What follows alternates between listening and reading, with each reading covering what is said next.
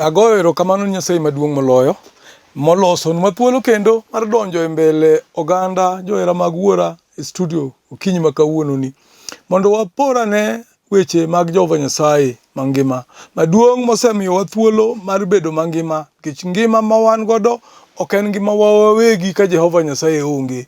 Ngima ma in go en ngimani ka Nyasaye ema oyie ni mondo obed mari. To ka Nyasaye ok oyie ni mondo obed mari to ok di bede. Mokwongo walem. Nyasaye maduong' moloyo, agoyo ni erokamano jaduong' mar ndalo kuom tayowa e juma mangima ye Ruodha, michaki chopo kodwa wachako wik machielo Nyasachwa tarik ma kawuononi. Abiro e mbeleni Nyasaye maduong' mondo awach wecheni kapimo kod jogi mondo jogi okaw wecheni okonyrego. Ang'eyo seche machalo kama to oganda man kod chandruoge mopogore opogore kaluwore kod hali ma dhano nitie seche machalo kama.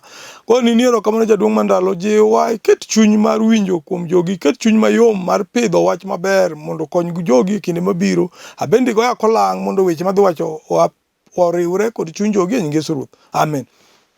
Erokamano nyathi Nyasaye kuom miya iti. Gima duong' ma akwayi kawuono ni miya iti matin mondo wawachane achiel kata ariyo. Topic ma kawuono abiro wuoye en topic ma wuoyo e bidhruok. Bidhruok ema wadwa wuoye kawuono kodi. In ang'eyo ni ng'ama war. Tapenji ni to ibidhri manade? Kech wan kod riwruoge, chokruoge ma wadhiye mag lamo Jehova Nyasaye. Ang'eyo ni oganda moko gidhi e chokruogegi ka gimoterogi kanyo ok en romo kod Jehova Nyasaye. To gimoterogi kanyo, ji moko dhi kanyo mondo odhi orom kod joheragi mane olalnegi kinde mathoth. Kapo ka dhi e chokruok ma kama to dipo ka romo kod adhiambo mane oselalna kuom higni kata 10. Kapo ka dhi e chokruok ma kama to dipo ka romo gotieno mane oselalna kuom higni moko 10. Ji moko dhi e chokruok mondo dhi orom kod Jehova Nyasaye, nikech chokruok midhiye e higa ka higa kata e dwe ka dwe ok idhi kanyo mondo idhi rom kod osiepeni, but idhi kanyo mondo idhi rom iwuo kod Jehova Nyasaye. Ana Nyafanuel nodhi e chokruok mane timore Shilo higa ka higa. Kane odhi e chokruok ma Shilo mane odhi e higa ka negijadhiga higa ka higa, to ne podi ok oromo kodgi maber. To nitie higa ma Ana, Elkana, Penina to kod nyithindgi nodhi e chokruok. Ing'eyo maber na Ana ne onge nyathi. To kane odhi e chokruok mar higa ma iluongo ni annual convention mane timore Shilo, kama ne gidhi timega misango ni Jehova Nyasaye, to Ana nodhi e chokruogno mondo odhi orom kendo wuo kod Jehova Nyasaye, nikech ne en kod kes mane odwa dhi present ni Jehova Nyasaye. So kany mano ne odiechieng' mane onyalo rome kod Jehova Nyasaye wang' wang' e hekalu mar Jehova Nyasaye. Haleluya. Ana nochung' e kome kama nobetie modhi e mbele Jehova Nyasaye mondo odhi opor kod Nyasaye wach. Odhi opim kod Nyasaye mar nditi wach, nikech ne nitie gima nodwaro kuom Jehova Nyasaye. In kedhi e chokruok e annual convention ma udhiyega, e kiche ma udhiyega, idhiga ni mondo idhi wuo kod ng'a? Idhi nwang'o ka jodongo moko nowuokie utegi giweyo mondegi gi nyithindegi, oka gidhigo e convention no to gidhi mondo girom kod mon moko. Jaduong' kochopo e chokruok wang'e neno mang'eny ang'wen. Ana nodhi e chokruok mondo odhi orom kod Jehova Nyasaye. Ne jaduong' kidhi e chokruok to nitie wecheni mag dalani mosechandi aming'a. Inwang'o thuolo mar tudruok kod Jehova Nyasaye. Nyaminwa ma e thuolo mar tudruok kod Jehova Nyasaye mondo ipim ni Jehova Nyasaye wechegi mosebet ka chandi aming'a. Haleluya. Ne Musa kane dwa tudore kod Jehova Nyasaye, Biblia wacho ni nodhi e got mondo dhi wuo kod Jehova Nyasaye, nikech noneno ka ok nonyal wuoyo kod Jehova Nyasaye kama ne oganda jo Israel ochokoreni. Nowuo kodhi ka kende mondo dhi wuo kod Jehova Nyasaye. To kane odhi e got, kane ochako nowuoyo kod Jehova Nyasaye, ne lor. Nyasaye ne lor to biro ir Musa to tudore gi Musa to giwuoyo. Sama idhi e convention ichalo ng'ama odhi e got mondo iwe weche mag odi mosechandi aming'a, weche mag familia ni mosechandi aming'a, weche mag anyuola ni mosechandi aming'a, mondo idhi wuo kod Nyasaye kama irome kod Nyasaye kende, kama odembore minyalo mana wuoye gi Nyasaye kendi. Hallelujah. Joma idhi neno kata gin jomopogore ma kineno to ne nyathini moro osebedo matuo, ka ilemo ot to chunyi kogore kuom nyathini no tineno ka pi wang'i wuok nikech odhi kod chunyi.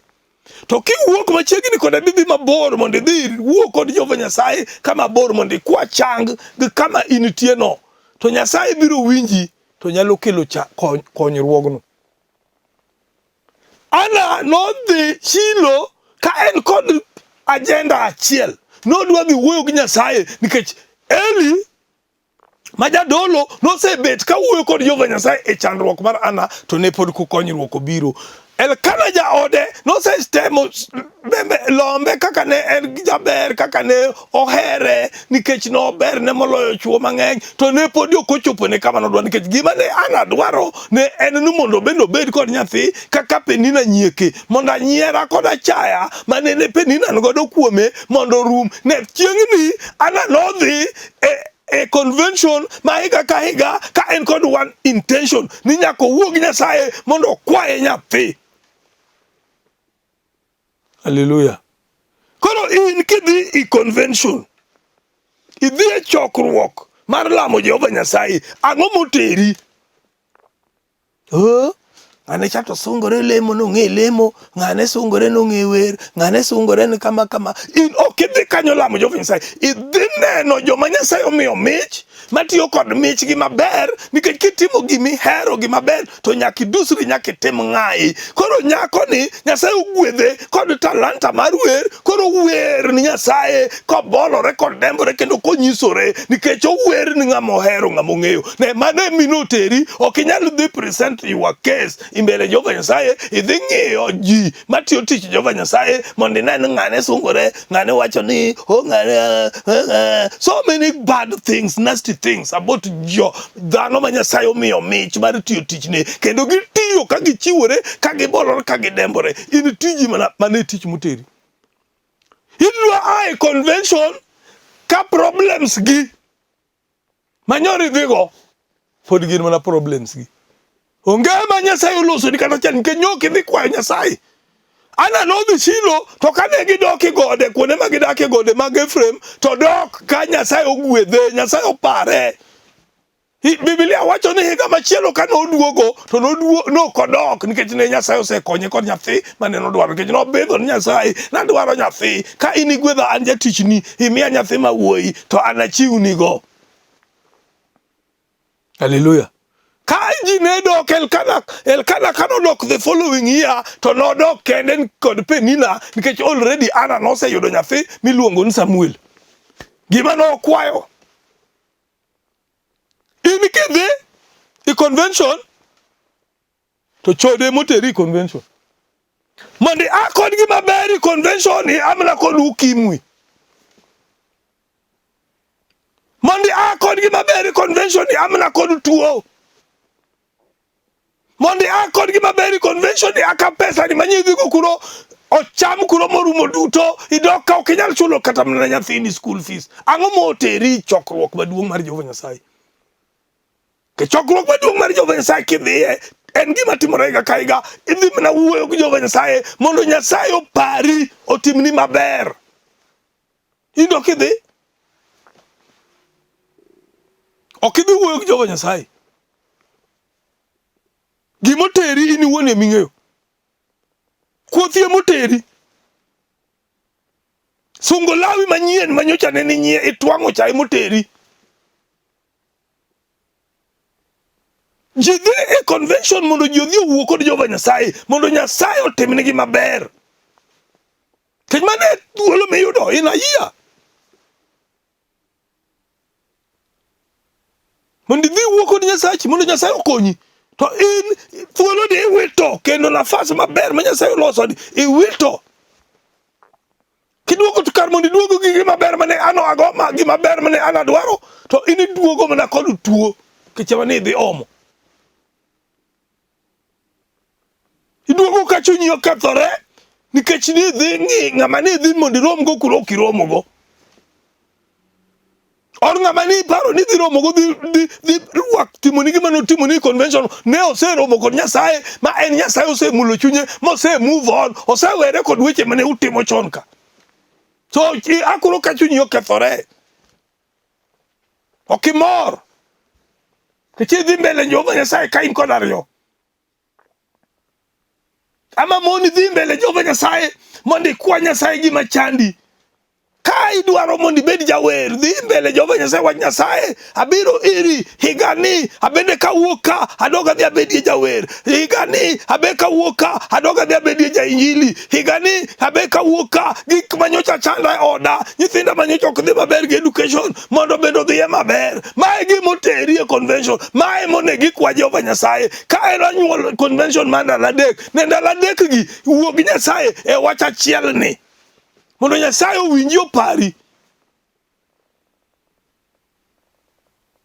In kedhi to gik mikwayo Nyasaye gin mana gik mopogore opogore mok Nyasaye dwa winjo.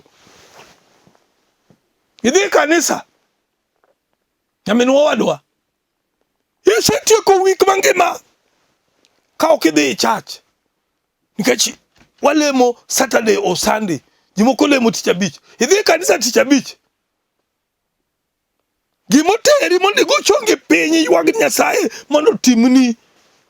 Kech wik mokalo no ne mifwadhi oluwi gige ni ok dhi maber. Ijo hala, ijajua kali, weche ni ok dhi maber. Idhi convention i kanisa Jumapil mondo iwuo kod Jehova Nyasaye mondo Nyasaye otimni maber. Bidhruok onge kani idonjo kendo mani ipachi wuon. Ng'at Jehova Nyasaye. Zaburi 23. Nyasaye ma jakwath. Nyasaye kwayi otai en monyisi gik mitimo en otai to ng'amok jakor Jehova Nyasaye olali wang Jehova Nyasaye piyo piyo. Odhi timo gik mogwenyore mopogore kod Jehova Nyasaye. Koparo ni Nyasaye onge machiegni. Nyasaye ni kodwa seche duto. Ka in ng'at Jehova Nyasaye adier kidhi e kalu titimo gik mamoro Jehova Nyasaye. Kejo wachinu ani Nyasaye na silent listener. Obetie kindwa kokwanene. En wendo mar adek kama ji entie ariyo. He's the fourth visitor in every 3 people. En wendo mar abich kuom jang'wen duto.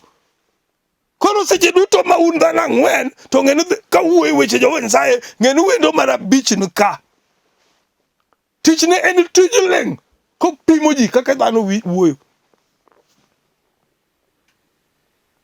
Kopimo ji kaka dhano behave. Koneno dwaro gombo ma nie chuny ji. Dhano sewe yore mowinjore mag Jehova Nyasaye. Dhano timo gik ma chuny gi wegi moparo. Satan oseweyo, Nyasaye oseweyo thuolo kaka noweyo kinde mane yawuot polo dhi romo kod Jehova Nyasaye. Jachien ne obede kindgi mowacho ni Jehova Nyasaye Ayub jatichni oheri mana nikech imiye mwandu. Nyasaye oseweyo thuolo mondo jachien odonje kindwa mondo temwa opimwa one ane kama imani ma wan go kuom Jehova Nyasaye. Jachien kobiro to nwang'o na adier thuolo malach ma wan go ok en mar tiyo tij Jehova Nyasaye, ok en mar wacho weche Jehova Nyasaye, to en mar timo gigi wawegi. Ka odhi kate kanisa kawuono to dhano lara. Ji dwaro kombe. Ji dwaro tije madongo ma ginyalo sudo go mbele kama nitie keno, agulu mar keno mar kanisa. Dhano kodhi ywak ni Nyasaye kendo, dhano kodhi kwa Nyasaye gik magidwa machando gi utegi. Parane kapoko ibiro kama intie kawuono. Ngimani ne chalo nade? Kanyo poko wari. Kane poki wacho ni lokori. Kane podo kikwong'ori ng'enwa en nitie kwong'ruok.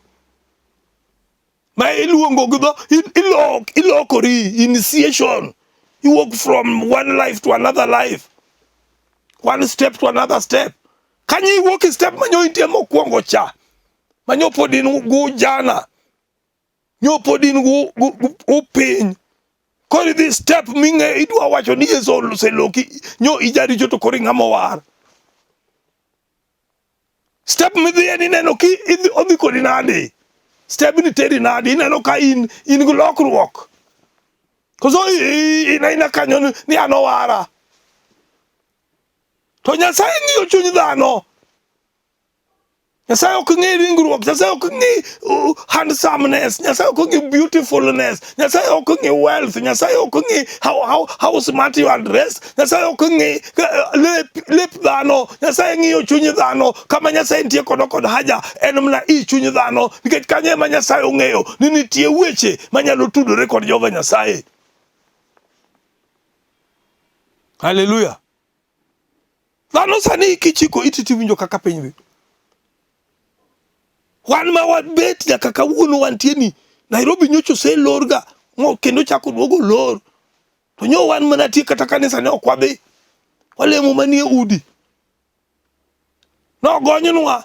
Sani iwinjo ni Western Kenya counties 14 olor gi ywak sani. Dhano mane udi, dhano ok nyal dhi lemo. Dhano ywak sani nikech dhano koro yaka feel loneliness. Umbali ambayo Mungu atakuwa nayo nao. To kanyo podokolo nyo kidhi kanisa tidhi mana godhi aka idhi kitimo mana gik ma inie machunyi paro. Koro sani kanisa olor. Kanisa olor sani. How do you think you are going to cope? Idhi lemo, idhi endelea lamo Jehova Nyasaye. Idhi endelea lamo Jehova Nyasaye nyaminwa. Idhi endelea lamo Jehova Nyasaye nikech ng'iyo lamo kama ji ng'eng'ie. Koro idwa lemo kendi gi jaodi gi nyithindi e odi. How are you going to cope? Bidhruok gi lamo Jehova Nyasaye. Bidhruok gi timo timbe ma Jehova Nyasaye dwaro. Bidhruok kod timo timbe mabeyo malong'o ma dhano nenigo kaka long'o ng'amoriere. Mae gima duong' ma wadwan mondo wawachi. To ka wawacho ni mondo dhano nwang'i ne ka wachi moro mar Jehova donjo ni tilokri. Ok ibed ng'ama mako nyiego koro yaki wuok na ng'ane yala. Kidhi kanisa tiwinjo ka injili oyal to injili no in neno mana ni injili no in emi yali. Onge ng'ama yali momae moromo kodi. Gochongi piny aminwa, gochongi piny owadwa. Lokri ywag ni Nyasaye ni Yesu waraja richo. Nitie kama wacho rome koda. Aneno kama to maka. To kapodi ok omaki. Ng'eni kino maki kiny. Emomiyo wawuoye bidhruok e hekalu. Wawuoye bidhruok kamitiye. How do you relate kod jomitiyo go nang'o? Irelate kod jomitiyo go nang'o? Nyiego maki. In mana kod chandruok seche duto ok iwinj maber. In kod chandruok seche duto ok iwinj maber.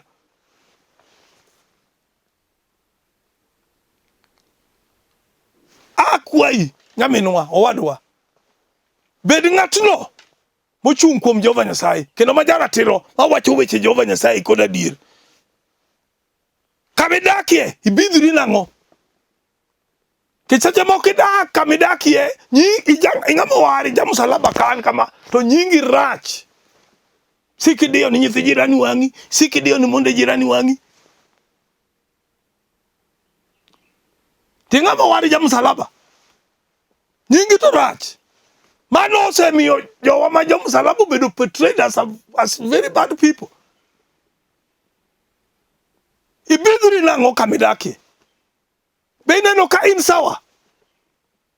Be ineno ka Nyasaye mitiyo miwuok go e kanisa cha ichopo go nyaka e ot? Koso Nyasaye odong' ni kanisa? In mungwana samirwako lep lemo in e kanisa iwuok e odi gogudu. Chopo ka jirani tinwang'o ka koro kendo dendi oloyi. Mae midwaro go bidhruok. Kamidakie no nyaka ing'e tibidhri nang'o?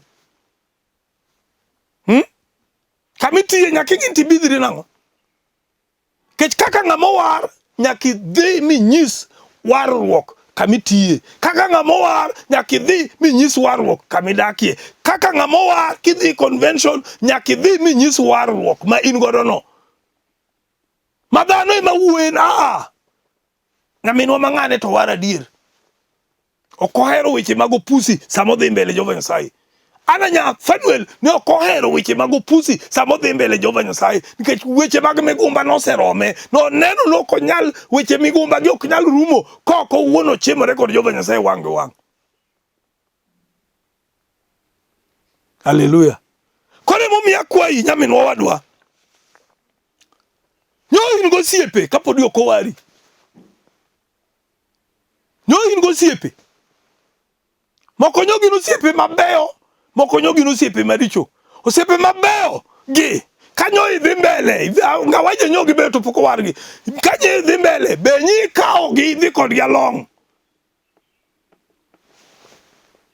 Ke nyaka nyo gine gima ber motimore ngimani, magi luwi. Na isa dhi, nikech osiepe maricho magaole manyo kethi ka, gidong chien, inidhi mbele, to podi ng'iyo gi, podi envy, podi neno nyiego kod gik magitimo. Momadonde kod gik nyiego maki kod timbe jo maricho. In podi ng'iyo envy osiepe maricho ka, podi chunye ng'iyo gi. Idwan mondi dog, mondi om gi. Kar mondi move on, ti move kod good friends. Ti we osiepe maricho ka, mondo dong. Mondi dhi mbele. Kichidwa dongo, Nyasaye oseloki osewari, kanyori jakongo, pesa ni mang'eng nyoru mikongo. Kanyori jachode, pesa ni mang'eng nyoru mechode. Koro isewari, idhiyo. Iselokori, idhiyo. Koro yaka pod jogi manyochi wuotho go chien ka, pod ing'iyo gi. Ibidhri nang'o kod warruok ma koro isekaoni. Tiwuothi warruok ni ratiro. Kitana paro ni kise the nyime kise move on. You are like a married woman now or a married husband. You move on. You leave back all the bad things manyocha nitie manyocha lui. Tidhi mbele.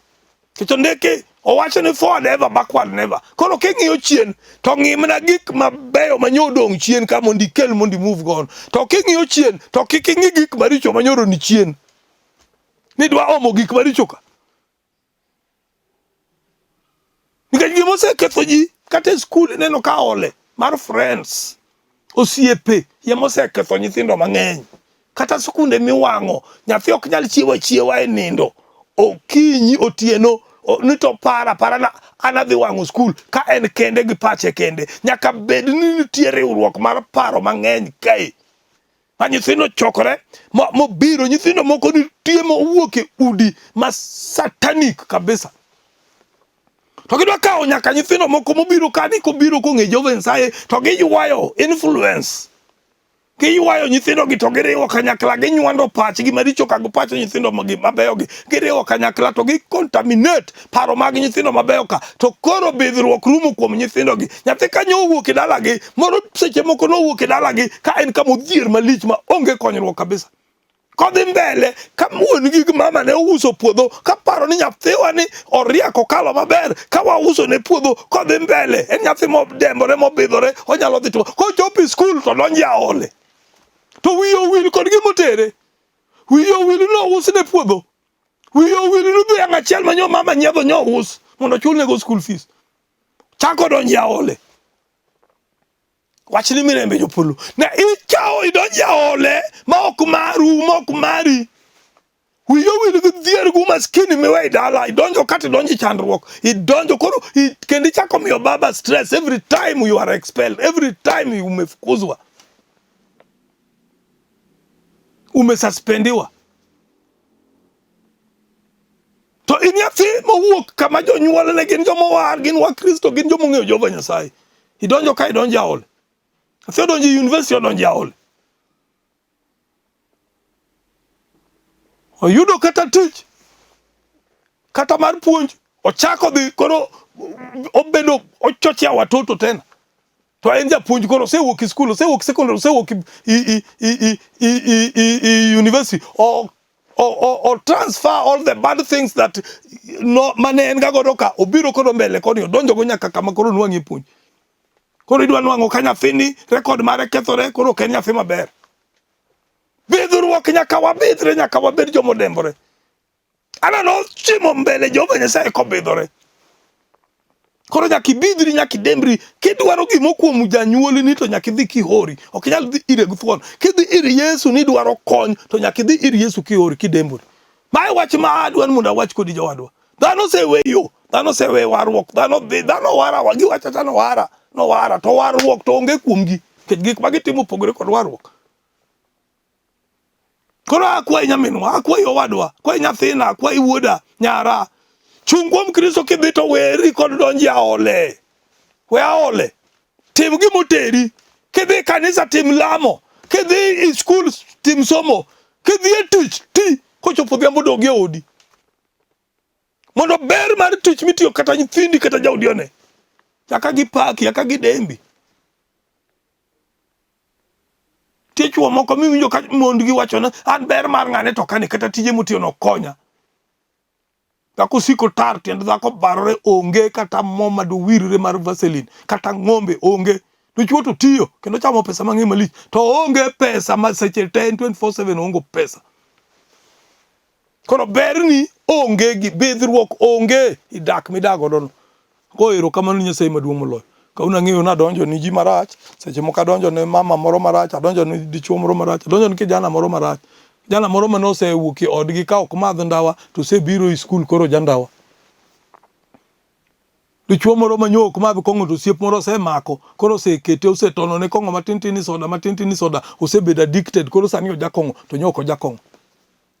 Osemiyo ot koro rumo, onge gimoro e ot, hera manyo herigo, luor manyo nitie, onge koro kendo, onge luor.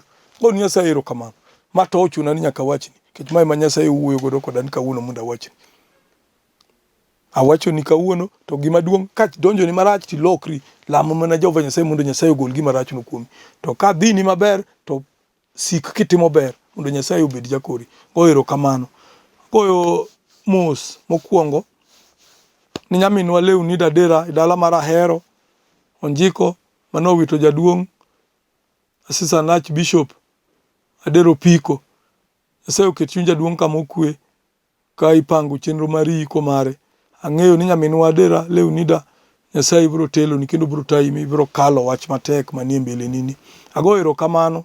Nyasaye osetimonwa maber, ung'eyo kaka piny tek, walamura lama Jehova Nyasaye, watiunura tiya Jehova Nyasaye, mondo Nyasaye oparwa oting'wa malo, chieng' ma koro lweny gerie moloyo kaka koro lweny gerni. Nyasaye biro timonwa maber. Nyasaye erokamano kuom omiya thuolo mar biro iri. Ago erokamano ne jowa ma jo Nairobi region, manyo wachokore go dala mar Kibera. Nyasaye mondo gwedhu ka utimo chenro mar rweko mar owadwa senior pastor George Sao, ma ubiro tere ko mar bishop tarik 8 dwe mar 8. Chenro no nitie kendo biro dhi mbele ka Nyasaye oyie. Ok wanyal keto ni wan dhano wanyalo pango, but waketo ni Nyasaye koyie to biyo timrenwa kaka en one mohero. Goero kamano bende ni min oda Mary Awuor kama nitie. Nyasaye mondo gwedhe nikech owena thuolo mar biro yalo injili sira wende okinyi e studio kae. Erokamano ni jo Lolwe TV duto, nyithindo matiyonwa ka kaachiel kod wetewa jomotelo. Nyasaye oritu otelonu, walamuru Jehova Nyasaye. Agoni ni erokamano chieng' maler Lwanda, isetimonwa maber kitaya kidonjo koda mbele ni kawuono. Med rita, med taya, med sira, in chieng' maler Lwanda mar Agabo, kirita agoni erokamano. Oganda gi ma wan godo ka Ruodha ting' gi malo bed jakorgi. Chieng' maler Lwanda mar Agabo, dhano nigi tuoche, dhano nigi chandruoge, ya Nyasaye dhano lewe kong'o, dhano lewe gik magalagala. Ting'wa malo bed jakorwa. Lamni nyimine man gi chandruok ma dendgi lit, lamni owete ma dendgi lit, lamni owete moketho tije nikech wach korona, ting'o gi malo bed jakorgi. Kawuono ni Lwanda, iwachonwa Ruodha ni biro sirowa chieng' ma lweny gerie moloyo ka watweyo yie mari kako kande nungowa. Omiyo kawuono abiro e mbele ni Ruodha kakwayi ni rita, isira dibo, lamno oganda duto, piny koro tek, dhano chandore, dhano ywak ya Nyasachwa, piny ok ber, Nyaromo mang'won, ng'iye Kisumo, ng'iye Migori, ng'iye Siaya, Nyaromo mang'won, ng'iye Homa Bay, lamno jowa man kuondego, Nyaromo mang'won, chieng' mar sila, kawuono ok ginyal dhi e churches, Kristo mar nyalo, takwayi ting'e gi malo dibo, seche machalo kama, med jiwo jogi, malami e piny ngima, med jiwo jogi, malami Kericho, med jiwo jogi, malami Bomet, med jiwo jogi, malami kaunti ma Kisii, nyaka Nyamira, kuonde duto, ma ilamie, dala mar Busia, Nyasaye ma jang'wono, chieng' maler, lamno wetewa duto mane dala mabusia, lamno wetewa duto man Kakamega, ting'e gi malo dibo, bedie jakorgi chieng' maler, kitimo kare nyarombo, seche machalo kama, koriaka miwa rieko mar lamo higa dier, kitimo kano Ruoth, wabiro goni niero kamano, bed jakorwa, ting'wa malo, bed lwandawa, Nyasaye, bed lwanda mwabutoe, mwapondoe, kitimo kamano Ruoth, wabiro goni niero kamano, Nyasach loch, chieng' maler, lwanda maragabo, weche ni duto, mawawacho ka, Kristo, Nyasachwa, jogo mane winjo, man gi chandruok, migi konyruok, mondo gibed gi kony Nyasachwa, mifwadhi, achiedh nadi, loch jachien, makedo goganda, Yesi maki, kendi riembi, los nie jogi, nyarombo, ma winjo, wechewa mawawacho kaka wuono, mondo konyruok, joma nigi midekre, joma nigi mifwadhi e udi, gi joma gige gi ok dhi maber, Kristo manyalo, timnigi maber, mondo weche gi olosre, e nying Yesu Kristo Ruoth. Amen. Ng'wono mar Ruoth Yesu Kristo, hera mar Nyasaye Wuoro, laro koro maler, sikudo nyaka chieng'. Amen. Asewachonu ne an Bishop Stephen Otieno Juang, awuodo Ugenya Uholo, adak e Kaloleni, kendo alemo Kaloleni, e kanisa Musanda Holy Ghost Church of East Africa. Sae mondo gwedhu kendo ritu, ero uru kamano. Ating'o bada, ranyisi mar surrender, achiwo chunya duto.